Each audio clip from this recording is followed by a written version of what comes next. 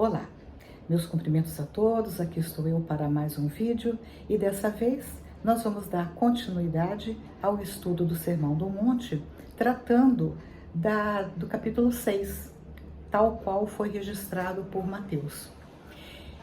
Neste capítulo, do versículo 1 ao versículo 18, Mateus vai tratar da esmola, da oração e do jejum. O que Jesus falou para os discípulos sobre esses três atos, essas três ações.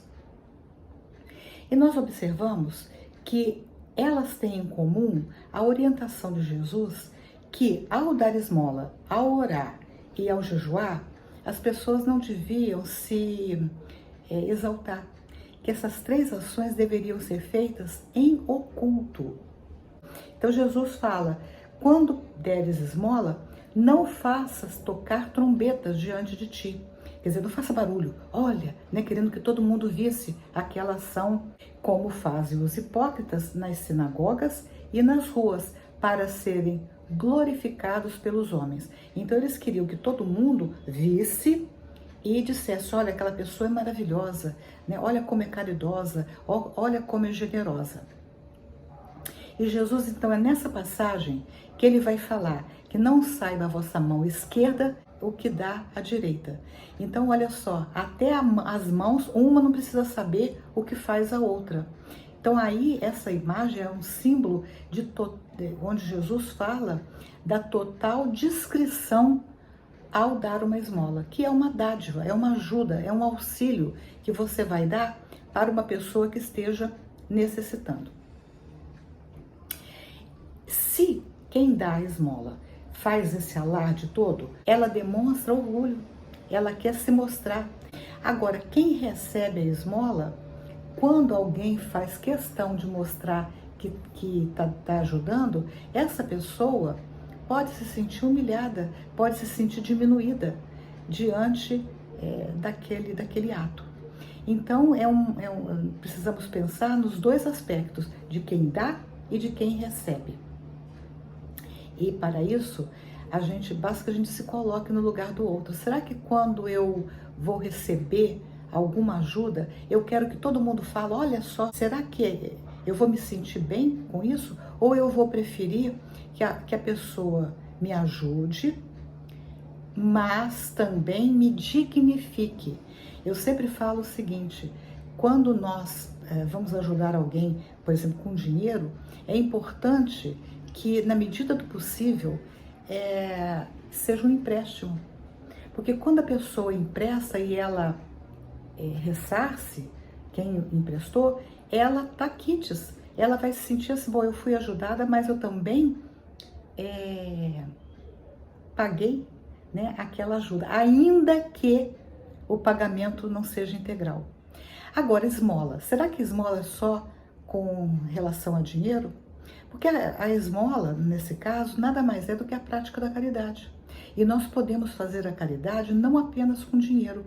A caridade pode vir com uma palavra, com o silêncio, você só ouvir a pessoa, deixar que a pessoa desabafe, com o ombro amigo. Então, existem várias formas de praticar a caridade sem humilhar aquele que recebe a caridade ou a esmola, como Jesus está falando aqui. O segundo ensino é com relação à oração. E da mesma forma, Jesus menciona os hipócritas e ele diz assim: não sejas como os hipócritas, pois se comprazem em orar em pé nas sinagogas e nas esquinas das ruas, para serem vistos pelos homens. Então, novamente, assim como ao dar esmolas, aquelas criaturas se colocavam numa situação de relevo para serem vistas, Jesus está condenando também, no ato da oração, a pessoa se colocar em evidência. Então, Jesus as chama de hipócritas. Quem são os hipócritas? São pessoas que falam bonito, mas não fazem o que elas estão dizendo. E aí Jesus fala: quando orardes, entre em teu aposento, quer dizer, no quarto, e fechando a porta, ora a teu pai, que tudo vê, e está oculto.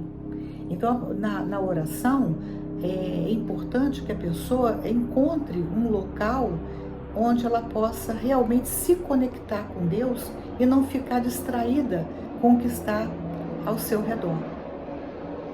Porque a oração é uma conversa que a pessoa vai ter com Deus, é uma conexão. E a oração tem 3 funções: a função de louvar, pedir e agradecer. Então, o que é louvar? Louvar a Deus, reconhecer que esse ser superior, esse ser supremo, tudo vê, tudo sabe. Então, eu vou reconhecer essa característica da divindade. Então, eu vou louvar. Eu vou pedir, então eu peço, ainda que sabendo que Deus tudo sabe, mas eu tenho o direito de conversar com meu Pai Celestial. E dizer, abrir meu coração, dizer para Ele que se passa as minhas dores, as minhas intranquilidades, as minhas dificuldades, abrir o coração para Deus e aguardar. Aguardar, porque no momento em que eu abro o meu coração, eu me conecto, e aí estando num lugar reservado, num lugar tranquilo, essa conexão se faz mais fácil. E não vamos nos esquecer também de agradecer. Agradecer o Pai por todas as bênçãos que nós recebemos diariamente. É o sol que nasce, é a chuva que cai, é a roupa, é o amigo, é a família, é o lar, é o alimento. Mesmo que tudo isso seja muito simples, mas nós temos tudo isso. Então, nosso problema é que às vezes a gente quer mais, a gente não fica satisfeito com pouco, a gente quer o muito. E tem o ditado que diz que o pouco com Deus é muito, o muito sem Deus é nada. E esse é um ditado muito verdadeiro, né? Tanto é que a gente vê aí pessoas que estão nadando no ouro, como se diz, né, na expressão, e são infelizes, né? Muitas vezes porque são insatisfeitas, tem um vazio interior que nada preenche.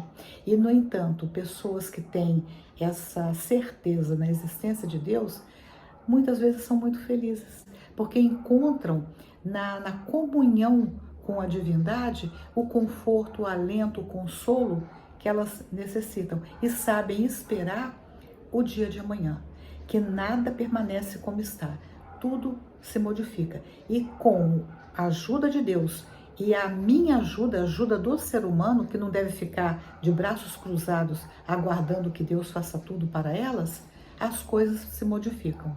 Quando eu percebo que eu estou fazendo alguma coisa, nada dá certo para mim, eu tenho que parar para pensar.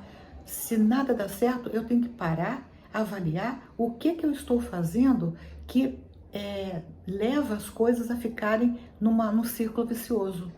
Sempre a mesma coisa, entra ano, entra dia, sai dia, as coisas não modificam. Será que não sou eu que estou usando os mesmos recursos sempre para alcançar objetivos, os meus objetivos? É algo para se pensar. Outra coisa a respeito desse item é que Jesus fala que, além de orar em oculto, ele fala de vãs repetições. Então a pessoa fala e fala e fala e fala e repete, como se Deus fosse surdo. Além disso, o muito falar não quer dizer que aquela oração vai ter eficácia. E assim, eu tenho visto pessoas que fazem orações tão longas, principalmente em palestras, elas vão fazer a introdução da palestra, elas fazem orações tão longas que quando o palestrante vai falar, o público já está cansado. Ou então, no final, a pessoa pega a palavra e através da oração, ela faz uma nova palestra. Então, não há necessidade disso, né? A minha oração pode ser curta, mas cheia de sentimentos. E aqui eu vou contar uma historinha que minha mãe contava como uma experiência dela. Nós tínhamos um irmão que nunca andou, nunca falou, né? E esse irmão precisava de tratamento e eles viajavam para buscar um médico especialista para o caso dele. E então ela viajava de teco-teco. Era um aviãozinho pequenininho, acho que da Força Aérea, que fazia esse trabalho, né, para ajudar famílias que não podiam, que precisavam se deslocar rapidamente e não tinham recursos para aviões maiores, né? Então, numa dessas viagens, do lado dela, ela com meu irmão no colo, e do lado dela sentou um senhor conhecido. E eles entraram num espaço de muita turbulência. E a minha mãe abraçou o meu irmão e falou Jesus, e ficou quieta, até que a turbulência passou. Esse senhor, do lado dela, muito espirituoso, falou assim: Dona Venita, era o nome da minha mãe, ainda bem que a senhora é devota de Jesus, porque se a senhora fosse devota de Nossa Senhora do Perpétuo Socorro, não teria dado tempo.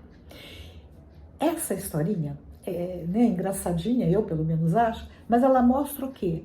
Uma palavra, às vezes cheia desse sentimento, é suficiente. Nesse capítulo 6, é onde Jesus vai ensinar o Pai Nosso. E essa é uma oração belíssima e que muitas vezes as pessoas oram o Pai Nosso sem parar para pensar no significado de cada frase do Pai Nosso. Depois vem a questão do jejum. Mateus registra o seguinte: quando jejuardes, não vos mostreis contristados como os hipócritas, porque desfiguram o rosto para que aos homens pareça que jejuam. Aí Jesus vai dizer: se a gente, sempre nessas ações, a gente quer mostrar para os homens que eles reconheçam a nossa esmola, a nossa oração e o nosso jejum, nós já recebemos a nossa recompensa, a recompensa dos homens. Mas a maior recompensa é a recompensa de Deus. Então, com essas orientações dadas por Jesus e registradas por Mateus, vamos parar um pouquinho para pensar em como que nós estamos dando esmola, como nós estamos orando e como nós estamos jejuando. Gostaram desse vídeo? Se gostaram, dê um joinha, compartilhem e, se desejarem, se inscrevam no canal. Até o próximo vídeo, se Deus quiser.